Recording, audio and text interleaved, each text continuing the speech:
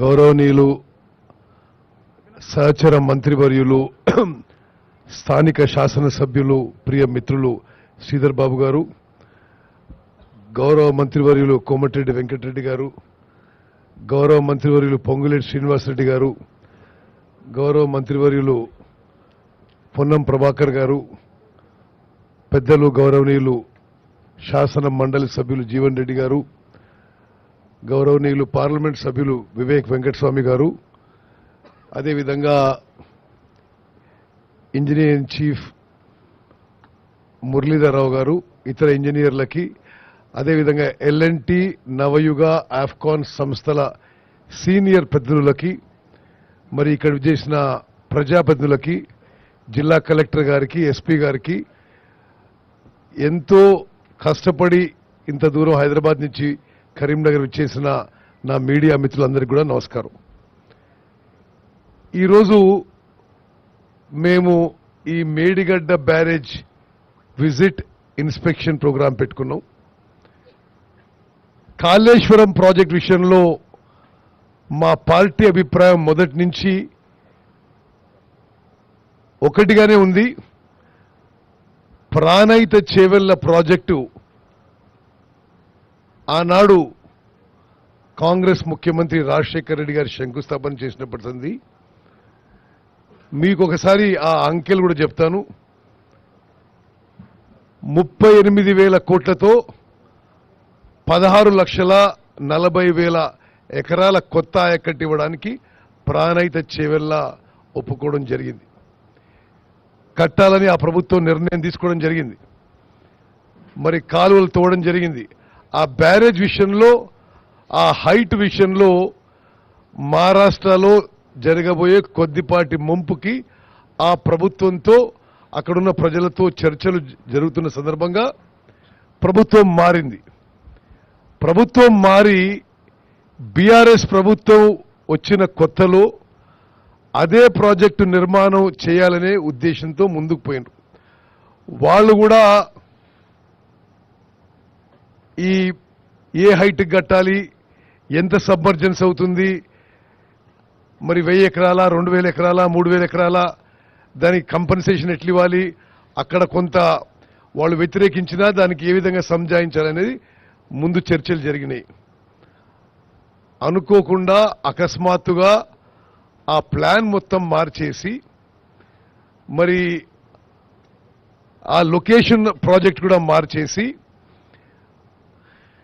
మేడిగడ్డ దగ్గర మరి ప్రాజెక్టు యొక్క లొకేషన్ మార్చేయడం జరిగింది. మార్చేసి ఆనాడు ఒక బ్యారేజ్ తుమ్మడిహట్టు దగ్గర అనుకుంటే, మరి ఇక్కడ మేడిగడ్డ, సుందారం, సుందిల్లా, అన్నారం 3 బ్యారేజ్లు, లిఫ్ట్లు, మరి పెద్ద ఎత్తున ప్రాజెక్ట్ కాస్ట్ పెరగడం, మరి గత 10 ఏళ్ల పాటు జరిగిన విషయం మీకు అందరికీ తెలుసు. నేను ఒక విషయం గుర్తు చేస్తున్నా. ఆనాడు 38,000 కోట్లకి 16 లక్షల ఎకరాలకి మరి ఆయకట్టు కోసం ఆ ప్రాజెక్టు నిర్మాణం తలపెడితే, ఆ తర్వాత ఈ కాళేశ్వరం ప్రాజెక్ట్ కింద 80,000 కోట్లది, 80,000 కోట్లు సిడబ్ల్యూసి అప్రూవ్డ్ కాస్టు. దీని కింద అప్పుడు 16 లక్షల ఎకరాల కొత్త ఆయకట్టు ఉంటే, ఇక్కడ 18 లక్షల ఎకరాల ఆయకట్టుకి దీనికి అదనంగా కొంత స్టెబిలైజేషన్ ఆఫ్ ఎస్ఆర్ఎస్పి కింద, నిజాం సాగర్ కింద స్టెబిలైజేషన్ ఆయకట్టు కింద ఈ ప్రాజెక్టు నిర్మాణం మొదలుపెట్టారు. మరి ప్రాజెక్టు మొదలుపెట్టినప్పటి నుండి కూడా మాకైతే ఈ ప్రాజెక్టు నిర్మాణంపై, ఈ ప్రాజెక్టు వయబిలిటీపై, ఈ ప్రాజెక్టు యొక్క నిర్మిస్తున్న తీరుపై ఆనాటి మేము ప్రతిపక్షంలో ఉండి, నేను పార్లమెంట్లో, అసెంబ్లీలో మన మిత్రులందరూ కూడా చాలా సందేహాలు కూడా వ్యక్తం చేయడం జరిగింది. ఆనాడు ఆ ప్రభుత్వం ప్రాజెక్టు గురించి ఏ విధంగా ప్రచారం చేసుకుందో మీ అందరికీ తెలుసు. ఒక దశలో ప్రపంచంలోనే అతి అద్భుతమైన ప్రాజెక్ట్ అని చెప్పారు, అతిపెద్ద లిఫ్ట్ అని చెప్పారు. మరి ఈరోజు అమూల్యమైన ప్రజా డబ్బుతో కట్టిన ఈ ప్రాజెక్టు కొంత డ్యామేజ్ కావడం ఇది చాలా బాధాకరమైన విషయం. అక్టోబర్ 21వ తారీఖున మేడిగడ్డ బ్యారేజ్ బ్లాక్ 7లో ఆ పియర్స్ యొక్క ఫౌండేషన్ సింక్ అయిపోయి పెద్ద శబ్దంతో 5 ఫీట్లు లోపల పోవడం జరిగింది. సరే, ఆ తర్వాత అప్పుడు మేము ప్రభుత్వంలో లేము. అక్టోబర్ 21వ తారీఖు నుంచి డిసెంబర్ 3వ తారీఖు వరకు గత ప్రభుత్వమే ఉండింది. ఆశ్చర్యకరం ఏంటంటే ఆనాటి ముఖ్యమంత్రి, ఇరిగేషన్ మంత్రి అక్టోబర్ 21 నుంచి డిసెంబర్ 3వ తారీఖు వరకు అసలు ఈ విషయం మీద నోరు మెదపలేదు.